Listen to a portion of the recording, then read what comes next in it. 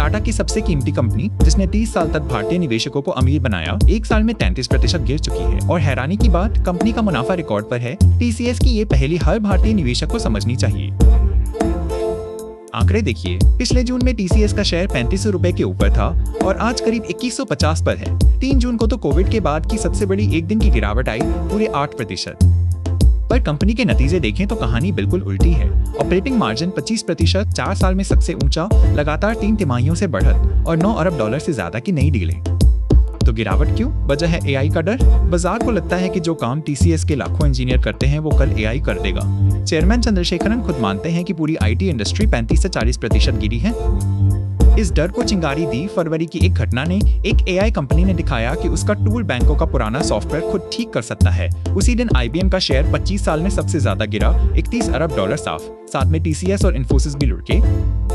अंदर भी हलचल रही। इस साल टीसीएस से करीब 24,000 नौकरियां गईं। भारतीय आईटी इतिहास की सबसे बड़ी छटनी। कंपनी कहती है ये दौर अब पूरा हो चुका है और आगे हर साल 1 लाख कर्मचारियों को एआई की ट्रेनिंग मिलेगी।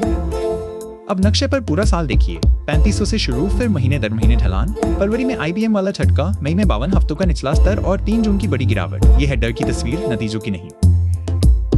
पर टीसीएस हाथ पर हाथ धरे नहीं बैठी। एआई से कमाई सालाना $2.25 अरब पहुंच चुकी है और हर तिमाही 17% बढ़ रही है। भारत में 1 गीगावाट का एआई डेटा सेंटर बन रहा है और टाटा ने ओपनएआई से साझेदारी भी की है। अब सबसे दिलचस्प हिस्सा, कीमत। टीसीएस आज सिर्फ 16 गुना कमाई पर मिल रहा है, जबकि इतिहास में ये 25 से 30 गुना पर बिकता था। और इस साल 110 रुपए प्रति शेयर का डिविडेंड, यानी करीब 5% की पक्की कमाई।